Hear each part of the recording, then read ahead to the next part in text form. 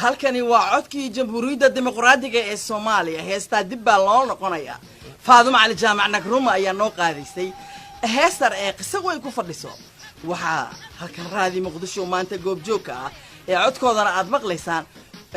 ag joogto ee garabka u hayso waa gabadhii Faadumo Cali Jaamac Nagruma dib baa loo noqonaya wala noqonaya waan soo noqonay hadda ogaada Soomaali weynay raadi Muqdisho ayaan dhex joognaa ولول على الحسن يا فاطمة أو إذا له وانو صار نقناي عاد كجمهورية الديمقراطية الصومالية راضي مقدشو وحا أنا ربا هاتنا فاطمة على الجامعة نقرمو أكتر إذا فديسو وحا يده دونتو غيرها قلي إيه سيدا أي إذا استوديو راضي مقدشو جوكتو بالفاطمة محاضير لول واد محسنتها واد فرحسنتها أنا وفرحسنها مركا واحد مدراد waxaad xasuusataa jamhuuriyadda dimuqraadiga hadda waa jamhuuriyadda federaalka ee Soomaaliya oo maxaad iga jirto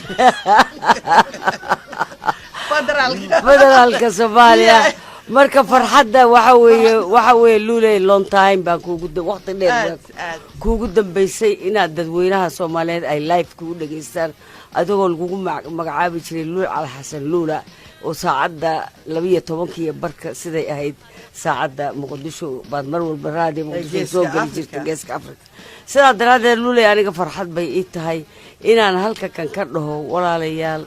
waxaanu nahay abwaaniin iyo fanaaniin u soo jilbajabsato u soo calool xiratay inaan ka qayb qaadano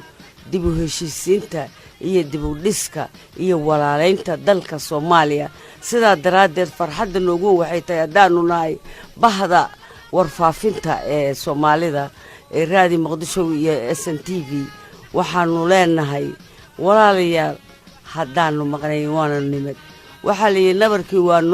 noo bogsaday oo nacaybshihii waa la tiray oo dib baa loo noqonaya dalkii baa loo noqonaya magaaladaada iyo dalkaaga home sweet home gurigaaga guri ka macaan male ciidaada ciid ka fiican male Soomaaliya gacmaha isqabsada annaguna waa idin soo noqonay ilaahu ha nagu ceebaynin ilaahu Soomaali isku keen ilaahu nabad noo abuur kii dhintaaba kan wax dila iyo kan la dilo iyo kan dhintaba kulli waa Soomaaliya ilaahayow rabbiyow noo nabadee oo ilaahu noo nabadgeliye luulay aniga farxadaydu waa taa anigana mid ka sii daran waa sida aad u sheegtayba markaan arkay stuudiyaashii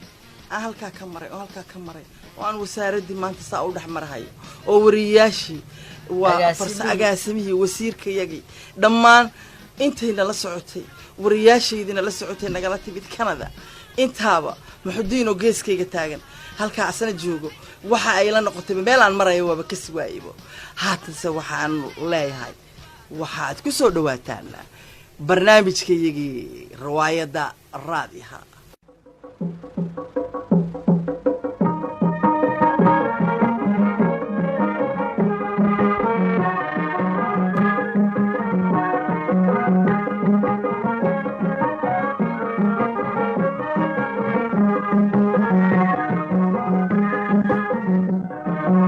kulanti wanaagsan akhyaarta hawada nagala xiriirtay dhammaantiinba